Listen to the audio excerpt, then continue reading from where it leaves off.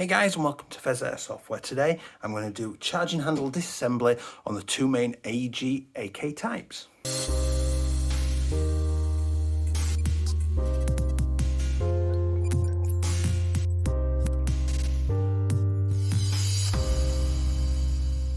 Hi guys, and welcome back. If you do enjoy this content today, please do like and subscribe because you're going to be really helping me out. Particularly clicking the like button will be a massive help because it gets me seen by the YouTube algorithms. So today we've got a requested video where a subscriber wanted to see how to generally just take in a little bit more detail the charging handle assemblies out of the two sort of main AK variants. So obviously, point on safety, make sure that they're empty, mags are out, the batteries are out, all that kind of stuff. So on an AK sort of 74 variant, I'm just going to take the top cover up, and obviously this is a really quick and easy one. Now, at times you might find there's a little grub screw in this black button at the back here. Sometimes, on this left side, sometimes on the right. Now, it does look like there is a little bit of a screw, but it's not actually tightened in on this. So I'm just going to literally push that forward, and it comes out of there. Now, in this, you will see there's a hole in the centre. That's what this rod connected into, is that hole in the centre. And this rod and this spring just literally pull out, as simple as that. Now, it is a shaped rod, and when it's in the gun, it will sit hooked in down into that charging handle, which I'll show you in a second. Now, what I'm going to do is put the selector down to the bottom. I'm just going to slide this along and then up and out, and that was literally it. Just drop it in at the back and it slides all the way forward. Now, that's it. That's as simple as it is. Put that down. We've got then this spring and the rod just slide in there, and that's how it operates, is on this rod system. So it just slides back on the spring and goes back forward again. So to reassemble it after you're done, we just drop that in, slide it forward, we drop in the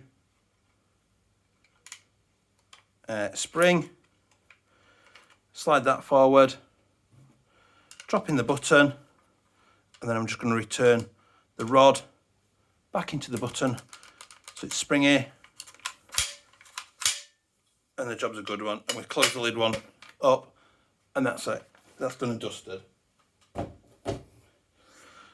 On a traditional sort of AK47 variant then, again, make sure mags are out, batteries out and everything. Pushing the button to release the top cover. Now, on this one, it's similar system again, in that I'm looking to take that rod out of that button, and it was on this occasion, it wasn't screwed in. So sometimes again, you may find a grub screw in there or in that side. On this occasion, there is a hole for it, but there's no grub screw. So I'm just going to push that in and out, just like on the other variant. And then we're taking a screw out of here. So this cover, battery track, whatever you want to call it, a little screw comes out. Now this assembly just clicks back and then lifts up and out. Now what you do have to be careful is this rack in here can catch on this handle on the hop unit here. And when you're putting this together, it can at times cause you issues. So you need to make sure that the hop goes as far forward, because there is a cut out at the front there that just matches up with that. And then it just goes back on there. It can take some sort of manoeuvring a little bit to get it in position.